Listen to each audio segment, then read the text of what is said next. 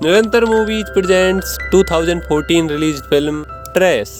कहानी की शुरुआत होती है एक कचरे के ढेर से, जहां रिजवान को एक महंगा ब्रांडेड बटुआ मिलता है। जब वह बटुए को खोलकर देखता है तो अंदर नोटों की एक गड्डी बची रहती है। किसी को पता चले इससे पहले ही रिजवान पूरा बटुआ अपनी जेब में डाल लेता है और अपने दोस्त कायो को इशारा करके वहां से निकल जाता है। दोनों कुछ दूर एक कोने में जाकर बैठते हैं। रिजवान पैसे गिनता है और दोस्त को 100 का नोट अलग से पकड़ा देता है। फिर वह बटुए में आगे खोजता है। अंदर बस 3 चीजें थी, एक पहचान पत्र जिस पर पीटर नाम लिखा होता है, एक चाबी और कुछ नोट। यही 3 चीजें बाद में उसकी पूरी जिंदगी बदल देती है। कुछ ही देर बाद दर्जनों पुलिस वाले उसी कचरे के घर के पास पहुंचते हैं। वे लोग काफी देर तक खोजते रहते हैं लेकिन कुछ नहीं मिलता। जैसे ही वे जाने लगते हैं, कचरा घर की बूढ़ी औरत रिजवान को आवाज लगाती है। पुलिस वाला मुड़कर देखता है लेकिन किस्मत से उसे उन पर शक नहीं होता और वो निकल जाते हैं। कायो कहता है चलो बटुआ पुलिस को लौटा देते हैं, 1000 रुपए मिलेंगे, पर रिजवान तुरंत मना कर देता है। बटुए में तो सिर्फ 600 रुपए थे, फिर पुलिस वाले 1000 रुपए क्यों दे रहे हैं? यानी वे बटुए में पड़ी किसी और चीज को ढूंढ रहे हैं। अगर आज 1000 दे रहे हैं तो कल शायद 2000 भी दे दे, इसीलिए अभी बटुआ वापस करने का सही समय नहीं है।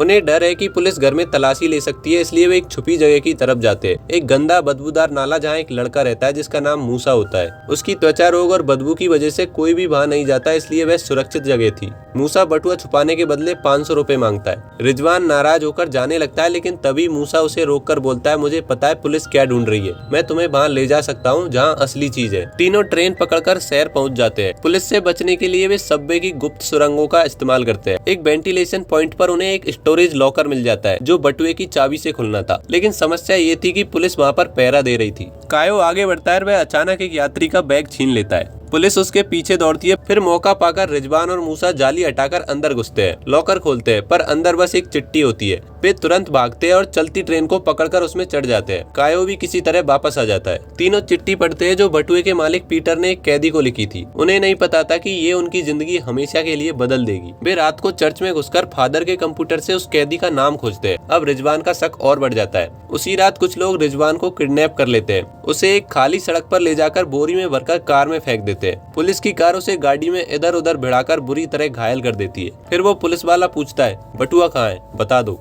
रिजवान चुप रहता है क्योंकि अगर उसने सच बताया तो उसके दोनों दोस्त भी फंस जाएंगे। फिर एक पुलिस वाला बताता है कि पीटर को हमने मार दिया है, अगर तू नहीं बोला तो तेरी भी वही हालत होगी। लेकिन रिजवान अपने दोस्तों को बचाने के लिए चुप रहता है। दोस्त और एक टीचर उसे वापस लाते हैं। उसका दोस्त कायो पैर पकड़कर उसे हिम्मत देता है। रिजवान की आंखों में आंसू आ जाते हैं और ठान लेता है कि अब वह उसके पीछे का सच पता लगा के रहेगा। वे जेल में पीटर के चाचा को ढूंढने जाते हैं। कायो झूठ बोलता है कि उसका चाचा वकील है। काफी कोशिश के बाद वे अंदर पहुंचते हैं। पीटर का चाचा एक बूढ़ा आदमी है, लेकिन असल में वह करप्शन के खिलाफ लड़ने वाला एक फेमस एक्टिविस्ट था। पीटर की चिट्ठी पढ़कर वह समझ जाता है कि पीटर ने सिटी के मेयर के खिलाफ भ्रष्टाचार के सबूत जुटाए होंगे। चाचा कहता है सबूत उसकी बाइबल में छुपे हैं। फोटो के पीछे का नंबर बाइबल के पन्नों और अध्यायों में कोडिंग के रूप में लिखा होता है। लेकिन जेल का गार्ड रिश्वत मांगता है 1000 रुपए, जो बच्चों के पास नहीं थे। सबूतों के इंतजार से तंग आकर मेयर आदेश देता है पूरी झोपड़पट्टी को आग लगा दो। कुछ ही देर में आग सब कुछ जला देती है। कायो की आंखें आंसू से भर जाती है। अब रिजवान तय करता है कि मैं उनसे बदला लेकर ही रहूंगा। वे टीचर से कुछ पैसा उधार लेते हैं और सारा पैसा गार्ड को दे देते हैं। गार्ड उनको बाइबल देता है लेकिन पुलिस को पहले ही फोन कर देता है। कायो उसे चाकू से हल्का सा घायल करके भाग निकलता है।